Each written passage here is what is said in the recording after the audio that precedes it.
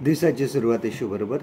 आम्ही समुद्रकिनाऱ्याच्या बरंच जवळ राहतो आणि माझे काही मित्र पुष्कळ मच्छी पकडणारे आहेत.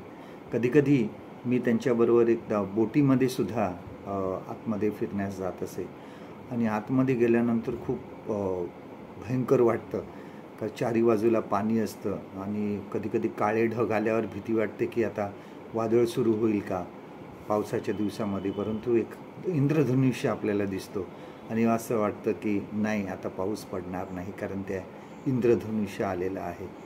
कधीकधी आपल्या जीवनामध्ये सुद्धा अशा प्रकारची वादळं येतात. आपलं जीवन हे खूप अस्थिर आहे, खूप अस्थिर गोष्टींनी भरलेलं आहे. आपल्याला भविष्याबद्दल काहीही कल्पना नाही आणि अशा वेळेस आपण चिंतेमध्ये असतो. परंतु लक्षात ठेवा की देव तुमच्याबरोबर आहे. देव तुमची काळजी घेत असतो.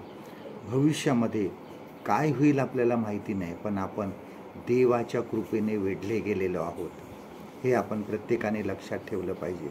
प्रभू येशू ख्रिस्त ज्यावेळेस शिष्यांबरोबर बोटीमध्ये प्रवास करत असताना वादळ झालं आणि शिष्य घाबरले की आता काय होईल, आणि त्यांनी प्रभू येशू ख्रिस्ताला उठवलं. प्रभू येशू ख्रिस्ताने ते वादळ शांत केलं. आमच्या जीवनामध्ये सुद्धा आम्ही तरुण असू किंवा आम्ही वयस्कर असू, आमच्या भविष्याबद्दल आम्हाला नेहमी चिंता वाटत असते, कारण भविष्याची कल्पना कोणालाही नाही की पुढे काय होणार आहे. परंतु धीर धरा आणि देव काय करतो ते पहा.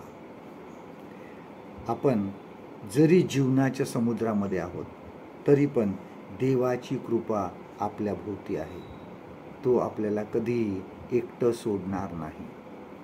आजचं देवाचं वचन आपल्यासाठी हे आहे, मत्ते कृषीवर्तमान ह्याचा 8वा अध्याय 26वा वचन. Gospel of Matthew chapter 8 and verse 26. तो त्यांना म्हणाला, अहो अल्पविश्वासी, तुम्ही भित्रे कसे. मग उठून त्याने वारा व समुद्र ह्यास धमकाविले आणि अगदी निवांत झाले.